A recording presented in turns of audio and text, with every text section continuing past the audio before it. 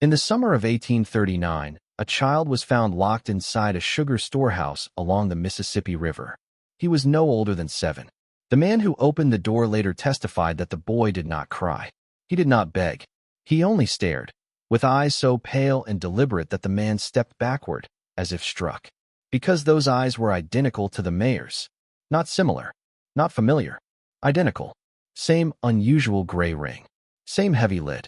Same expression of practiced authority, something no child should ever possess. The boy's wrists bore old iron scars. His back showed marks from a whip no longer in use. And burned into the inside of his left arm was a symbol, a triangle intersected by a cross, a mark no plantation claimed. When officials arrived, the child spoke only one sentence. They said I was not for sale. By morning, the boy was gone. No arrest was recorded. No article appeared. And the storehouse was quietly sealed with city wax. This was not the first time New Orleans had discovered a child like this, and it would not be the last.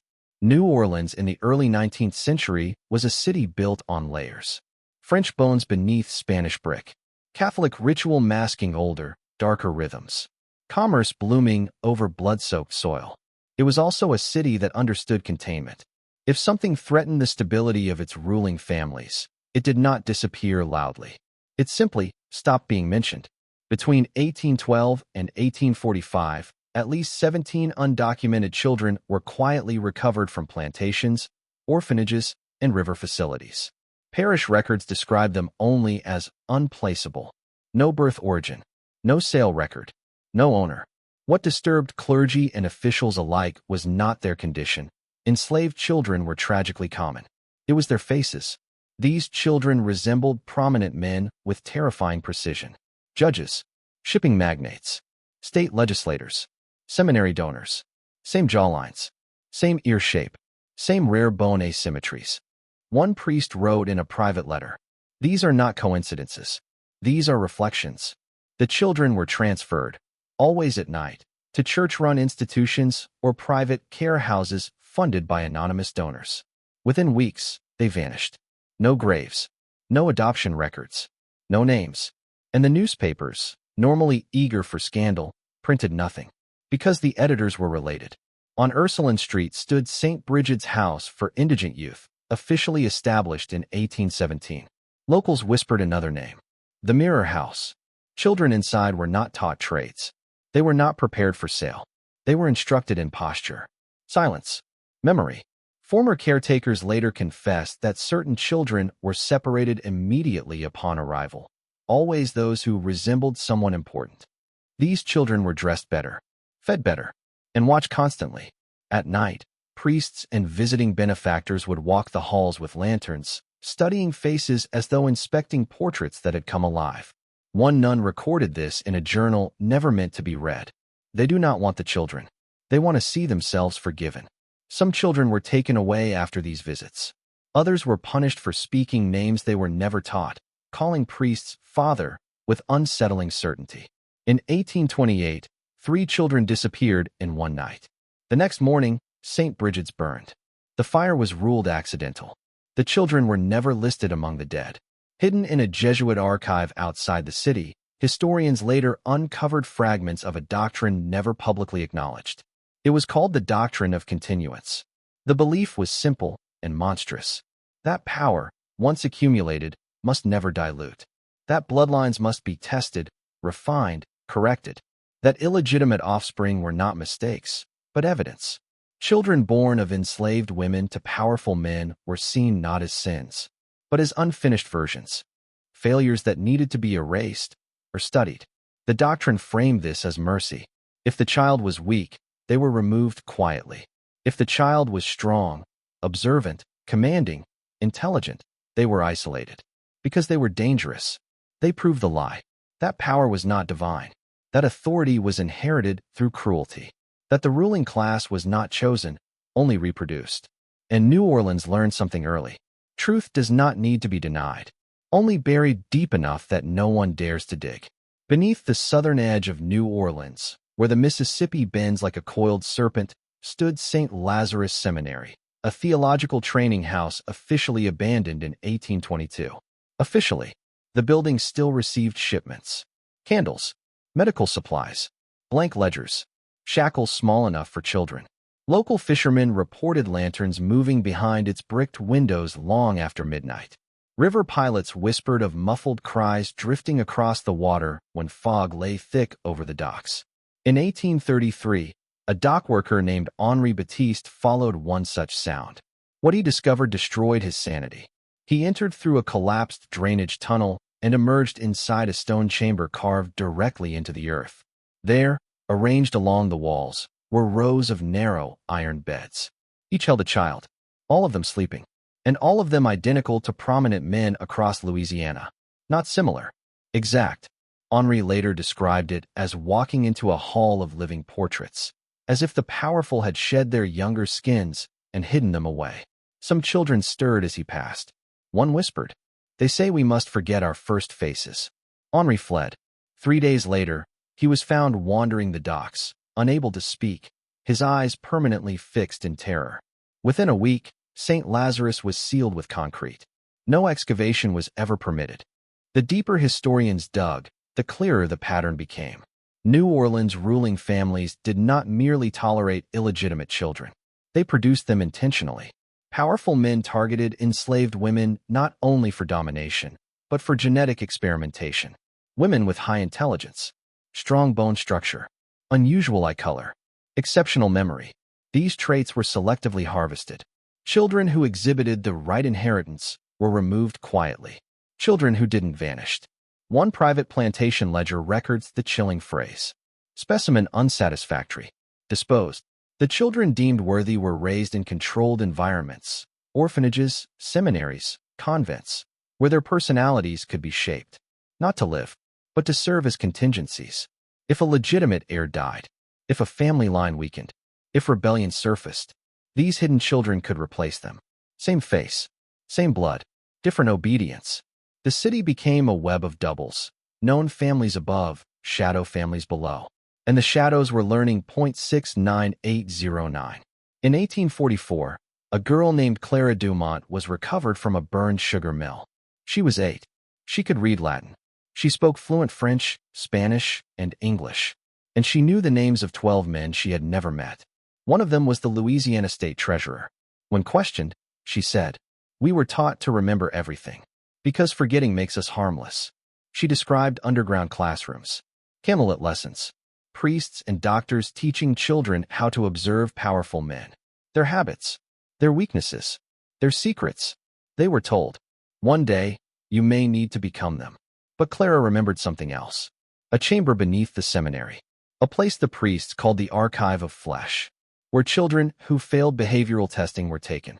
She said, "They did not scream long." Clara was hidden by an abolitionist network. 6 weeks later, she disappeared from a guarded safe house. Her body was never found. In 1850, a federal census taker assigned to New Orleans documented something extraordinary. The city's population numbers did not align. There were hundreds of missing children. Not listed, not enslaved, not free, not buried, just absent. His notes end abruptly. "There are children here who were never meant to exist publicly. The city eats them." 2 weeks later, his report vanished. His name was removed from government employment records. His family relocated under assumed identities. And New Orleans continued, unchanged, its streets echoing with laughter, music, celebration, built atop an invisible graveyard of forgotten faces. In Catholic tradition, confession is meant to cleanse the soul. In New Orleans, it became a vault. Priests were sworn not only to silence, but to selective memory.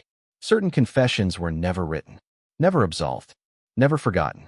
In 1861, during renovations of a riverside chapel damaged by flooding, workers uncovered a sealed alcove behind the confessional wall. Inside were dozens of parchment slips, not prayers, records. Each slip bore a name, a powerful one, followed by dates, locations, and a single repeated phrase. Acknowledged issue, removed from sight. Some entries included notes. Child exhibits strong resemblance. Disposition delayed. Intelligence above expectation. Subject demonstrates leadership tendencies. Monitor closely. One priest had added a final line in shaking ink. "We are no longer confessing sins. We are managing consequences." The alcove was resealed within hours. The workers were paid and dismissed. The slips vanished. But the damage was done. The church had kept a ledger not of forgiveness, but of ownership. By the 1870s, something had changed. The hidden children were no longer passive. Survivor accounts, rare and fragmented, describe subtle resistance. Children refusing to mimic accents. Children deliberately altering posture. Children whispering names to one another, building maps of bloodlines. They realized something devastating. The men who controlled them were afraid. Afraid not of exposure, but of replacement. Because the children were learning faster. Remembering more. Seeing the patterns their fathers never questioned. One caretaker recorded, "They observe us as if we are the specimens now." Punishments escalated. Isolation chambers. Sensory deprivation. Forced fasting. But fear cannot erase knowledge once it has formed. The children began passing down a phrase in whispers. They buried us because they know we grow stronger underground. On August 14, 1892, 6 prominent men failed to appear at a private civic dinner. Their homes showed no signs of struggle. No forced entry. No theft. No witnesses. Their families received and signed letters containing only one sentence. "You taught us how to disappear." That same night, 3 orphanages, 1 seminary, and 2 church-owned residences were found abandoned. Beds neatly made. Classrooms empty. Records burned. It was as if an entire hidden population had simply walked away. Police investigated briefly, then stopped, because every lead pointed inward, toward families that had governed the city for generations, toward a secret too large to prosecute, toward a truth that would dismantle everything. So the case files were sealed, and the disappearances were labeled voluntary relocation. A lie clean enough to survive. The story should end there. But it doesn't, because some children stayed. They learned something more dangerous than escape. They learned inheritance. They entered society quietly, as clerks, teachers, minor officials, spouses. They blended. And over decades, their bloodlines intertwined with the very families that had tried to erase them. The mirrors collapsed inward. Faces repeated. Power became recursive. By the early 20th century, New Orleans leadership displayed an unsettling uniformity. Same eyes, same smiles, same gestures. No one commented, because no one wanted to see it. The city had not solved the problem. It had absorbed it. And the children, the forgotten, the hidden, the erased, had done what they were never meant to do. They survived. In 1919, a young archivist named Edgar Leroux was assigned to reorganize municipal records damaged by a warehouse flood. He was told to discard anything non-essential. Instead, he found boxes with no catalog numbers, no dates, no department stamps. Inside were fragments, baptismal slips without names, medical notes with faces sketched in the margins, lists of children marked only by physical descriptors. One note froze him. Subject resemblance exceeds acceptable threshold. Another read. Integration into public life no longer viable. Edgar noticed something worse. The handwriting repeated across decades. Different ink, different paper, same hand, as if the same person had been documenting this for a century. When he asked his supervisor, he was told, "Those records don't belong to the city." 2 days later, the boxes were gone. Edgar kept one page. It showed a child's face, and below it, his own surname.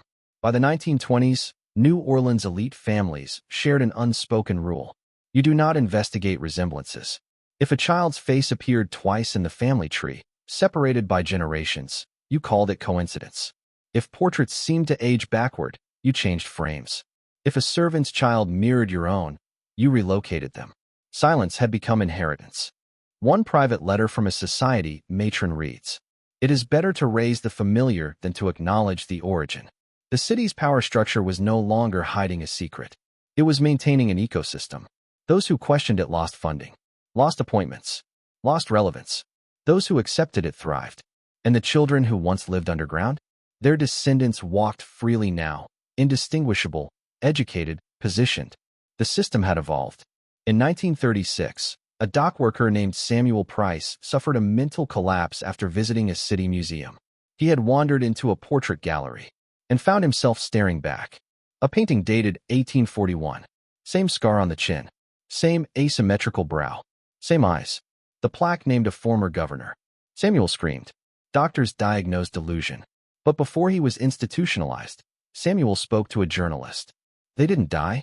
They multiplied. The article was never published. The journalist lost his position. The museum quietly moved the painting into storage. But visitors continued to report something strange. They felt watched, as if the faces knew them. In 1943, during wartime blackouts, a fire consumed a private records facility near the river. Official cause: electrical failure. Unofficial result: the destruction of the last centralized archive connecting the children, the institutions, and the families. Witnesses described men entering the building before the fire. Calm, methodical, removing only certain boxes. One fireman later said, "It wasn't a fire. It was a cleansing." After that night, references stopped completely. No more notes. No more slips. No more margins. As if the past itself had been cauterized. But something else appeared. A pattern. The same faces emerging again, in city councils, school boards, church leadership. Not identical anymore. Refined, diluted, but unmistakable.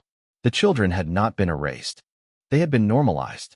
By the late 1960s, the past began resurfacing in an unexpected way. Not through archives, through faces. Young people in New Orleans started noticing something disturbing when flipping through old photo albums, church memorials, and civic portraits. The resemblance wasn't nostalgic. It was recursive.